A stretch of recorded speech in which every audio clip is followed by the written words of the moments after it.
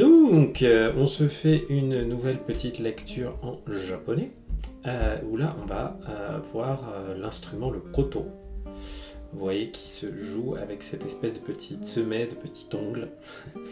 Voilà, parce que les cordes sont très tendues, très dures. Je pense qu'avec un vrai ongle, c'est un peu plus dur, mais ça doit sans doute être faisable. Voilà, comme là, je vous explique tout. N'oubliez pas de me laisser un like, un commentaire, un petit follow, tout ça. Ça me fait toujours super plaisir quand j'ai de vos nouvelles. Et n'hésitez pas à prendre rendez-vous avec moi. Si vous avez besoin de cours de japonais, le lien est dans la description. Un peu partout. Donc, on va se zoomer ce petit article. Alors, Akita-ken. Donc, on est dans la préfecture de Akita, dans le département de Akita. Akita-ken. Shōgakusei ga koto o hiku jugyō. Hiku, vous voyez que c'est le verbe qui est à la fin de cette proposition là. Ça signifie jouer d'un instrument à cordes. Bon. Donc, shōgakusei, c'est un élève de collège, un collégien. Shōgakusei ga, la marque du sujet. Koto o hiku, donc jouer du koto. On a le o parce que c'est un verbe transitif. Jouer l'instrument en japonais. Et vous voyez le joli kanji de koto, qui est assez beau avec sa clé du bambou là-haut. Je l'aime bien. Donc koto o hiku jugyo. Jugyo, c'est des cours. Vous voyez que la proposition qui est mise juste avant un nom, c'est une proposition déterminante. Donc ça veut dire que tout ça, ça vient qualifier, ça vient déterminer jugyo. Donc on pourrait dire, dans la préfecture d'Akita, des cours où les élèves de collège jouent du koto, apprennent le koto. Akita-ken no shōgakkou de kodomo tachi ga koto o hiku jugyō ga arimashita. Donc, shōgakkou, le collège. Donc, dans un collège, on a la particule D pour le lieu de l'action. Dans un collège de la préfecture de Akita, kodomo tachi ga koto o hiku jugyō. Donc, on a exactement la même chose que ici, hein, on a la même déterminante. Ce qu'on nous dit kodomo tachi, les enfants jouent du koto, jugyo, donc un cours où les enfants jouent du koto. Ga arimashita, c'est arimasu, mis au passé, aru, il y a. Donc, il y a eu un cours pour les collégiens, pour les enfants. Koto wa Nippon ni mukashi kara aru gakki desu. Encore une belle déterminante, je sais que je vous saoule avec ça, mais c'est fondamental. Si vous ne comprenez pas les déterminantes, vous ne pouvez pas comprendre le japonais. Là, vous voyez qu'on a une phrase tout simple. Koto wa blablabla gakki desu. Gakki, c'est instrument de musique. Donc le koto est un instrument de musique, gakki desu, avec le des à la fin, qui nous fait une phrase descriptive. Koto wa gakki desu. Donc c'est un instrument. Et ensuite, on va pouvoir, en français, mettre le sens de la déterminante. Nippon ni mukashi kara aru. Aru, se trouver, exister. Mukashi kara, depuis très longtemps. Mukashi, ce qu'on met dans les contes. Nippon ni, au Japon. Donc, le koto est un instrument qui se trouve depuis très longtemps au Japon. Vraiment, vous remontez à partir de la fin. Une fois que vous avez votre thème, vous gardez la fin et vous remontez. Gakkou no chikaku de koto no kyōshitsu o hiraite iru hito ga oshiemashita. Donc, gakkou no chikaku de, chikaku c'est proche de, à proximité. Donc près de l'école. Koto no kyōshitsu o hiraite iru hito. Donc là encore une déterminante. Hito, un homme, une personne. Ça n'a pas de genre, hito, c'est une personne, ça peut très bien être féminin ou masculin. Une personne, hiraite iru, c'est le verbe hiraku, qui normalement veut dire ouvrir, qui est mis ici à la forme progressive. T plus auxiliaire iru. Hiraite iru. Donc littéralement, il est en train d'ouvrir. Okay, mais il ouvre quoi? Kyōshitsu. Kyōshitsu, ça veut dire un cours ou une salle de classe. Donc, on voit qu'il n'est pas en train d'ouvrir une salle de classe. En fait, il organise des cours. Il tient des cours. Hein. On a le te iru qui indique que c'est une activité régulière. Donc, il tient une classe de koto. Il propose des cours de koto. Ga oshiemashita.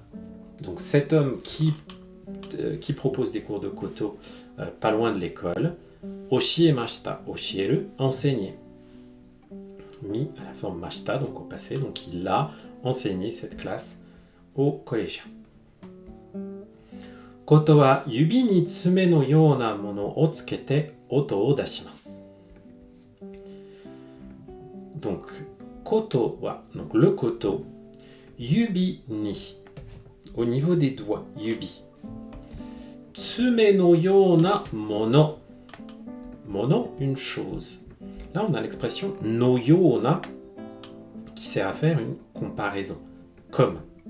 Comme quoi? Comme tsume, comme un ongle. Donc, une chose comme un ongle, une chose qui ressemble à un ongle.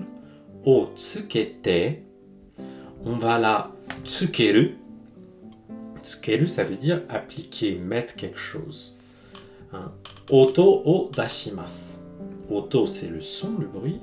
O dasu. Dasu, c'est faire sortir quelque chose, émettre quelque chose, ou donner quelque chose à quelqu'un, dasu. Donc, on va dire que au koto, avec le koto, en jouant du koto, on émet un son en mettant, en utilisant, on peut dire, en appliquant, en utilisant une chose qui ressemble à un ongle. Ce qu'on a vu dans l'image ici, voilà, le petit ongle. Tsume. Kodomo tachi wa hikikata o naratta ato, Sakura Sakura to yu yuumei na kyoku o hikimashita. Donc, les enfants, kodomo tachi wa, hikikata o naratta ato. Ato, c'est après. Après que. Après quelque chose. Après tout ce qui a précédé, la déterminante qu'il y a eu avant. Hikikata o naratta. Naratta, c'est la forme en ta, la forme passée de narau, apprendre. Donc après avoir appris hikikata, la façon de jouer, ce kata, on le trouve par exemple dans yomikata, la lecture d'un caractère, comment lire, yobikata, comment appeler quelqu'un. Donc les enfants, après avoir appris à jouer, sakura sakura to yu yuumei na kyoku. Kyoku, c'est un morceau, ou une mélodie. Kyoku o hikimashita, donc ils ont joué, encore le verbe hiku ici au passé, ils ont joué un morceau. C'est quoi ce morceau? Sakura Sakura, que vous connaissez peut-être, hein? Sakura Sakura, yayoi no sora wa miwatasu kagiri, izaya, etc. Donc, to yume, yume na, vous voyez, yume c'est un adjectif invariable, un adjectif qui prend le na quand il est mis en épithète comme ça juste avant un nom, célèbre.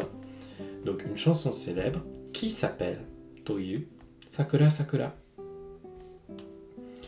Jugyo o uketa otoko no ko wa gen ga 13 bon atte hiku no wa muzukashikatta desu to hanashite imashita. Donc là vous voyez qu'on a une petite citation avec des guillemets. Jugyo o uketa otoko no ko. Un enfant, un garçon, puisque c'est otoko, un garçon, qui a pris le cours, qui a reçu le cours, c'est ukeru, uketa. Coucou Laurus-san. Donc un enfant qui a suivi le cours, Jugyo uketa otoko no ko wa to hanashite imashita. Il nous a dit, il a parlé ainsi, hanasu. Gen ga 13 bon atte. Gen, c'est la corde. Donc il y a 13 cordes, vous voyez qu'on utilise le compteur hon ici, qui est le compteur pour les choses longues, comme les bouteilles par exemple. Atte, là c'est la forme en T du verbe aru. Il y a 13 cordes, et puis, et à cause de ça, hiku no wa. Vous voyez qu'ici on a la particule no qui vient nominaliser le verbe hiku, le fait de jouer. Donc jouer, on dirait simplement en français, jouer, muzukashikatta desu. Jouer était difficile. C'était difficile de jouer avec les 13 cordes. Ouais. Onna no ko wa motto benkyou shite takusan no kyoku o hiku koto ga dekiru you ni naritai desu to hanashimashita. Et une fille a dit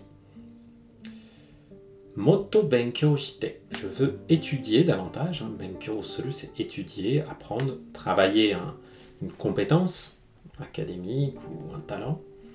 Takusan no kyoku.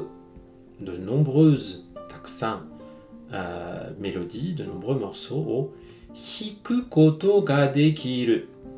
L'expression koto ga dekiru, ça veut dire être capable de.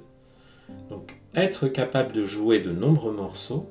Et après, on a yoni plus le verbe naru. Naru, naritai.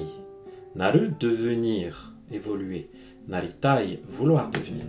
Donc, je veux devenir capable de lire, de jouer de nombreux morceaux. Ce yoni, c'est de sorte que. Je veux évoluer de sorte que je sois capable de jouer différents morceaux. To hanashimashita. C'est vrai que c'est pas un instrument facile à déplacer, mais qui a un son absolument magnifique.